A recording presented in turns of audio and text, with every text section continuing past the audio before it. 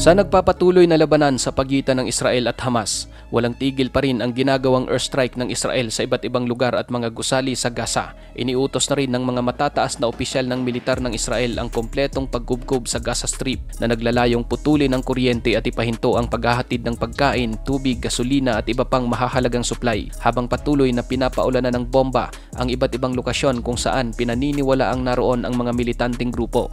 אנחנו מטילים מצור מוחלט על העיר עזה. אין חשמל, אין מזון, אין מים, אין דלק. הכל סגור. אנחנו נלחמים בחיות אדם ואנחנו נוהגים בהתאם. Ayon sa bagong datos, tinatayang nasa humigit kumulang 1,400 na mga Palestinian at mga Israeli ang binawian ng buhay 2 araw matapos ang biglaang pag-atake ng Hamas at ang ginawang kontra-atake ng Israel sa Gaza. Ayon sa militar ng Israel, malaking bahagi na ang kanilang nakuhang kontrol sa katimugang bayan nito, kung saan unti-unti na umano nilang napapaslang ang ilang mga mandirigma ng Hamas na naroon. Israel reclaiming control over its border with Gaza.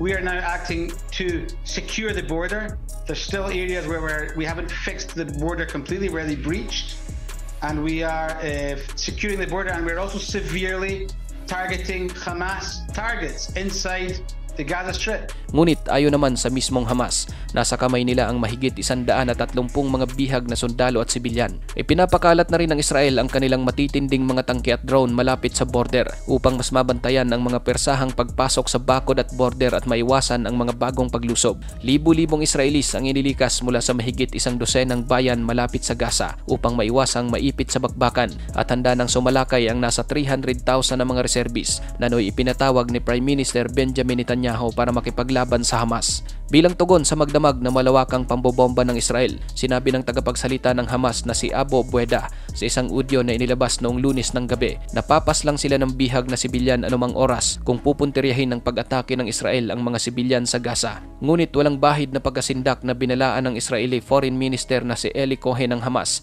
na kung mayroong kahit sinong bihag na masasaktan, hindi umano nila mapapatawad ang mga ito. I want to assure you that we will defeat terror because we have no other choice. We have no other choice. There are many Israeli and also others from different nationalities which held in hostage.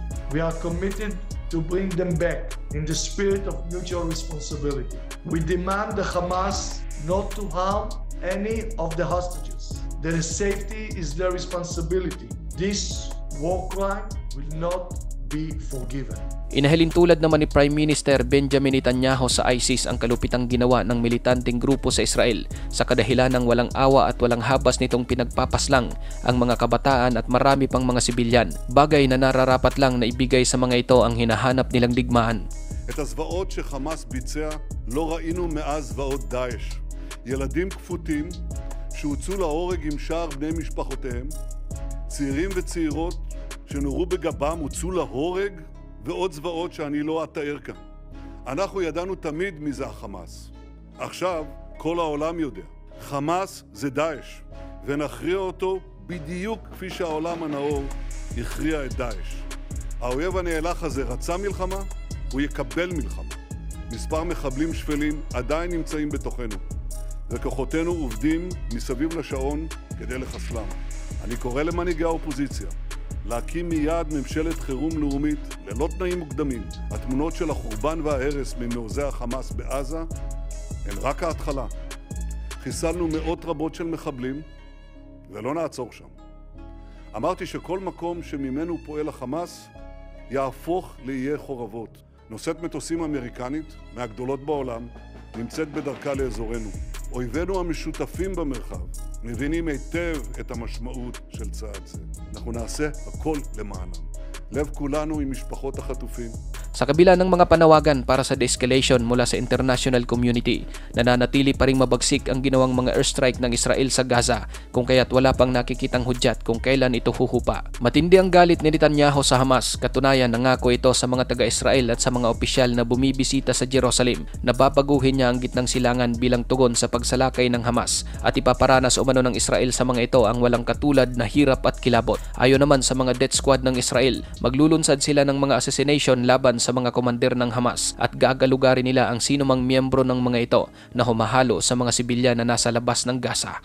Ikaw kapatid, ano ang masasabi mo sa kaganapang ito? Para sa iyong opinion, i-comment mo na yan sa ating comment section sa ibaba. At kung nagustuhan mo naman ang video ito, paiwan naman ako ng like at pasubscribe na rin sa ating munting channel. Maraming salamat sa panonood hanggang sa susunod na naman nating upload. Peace out!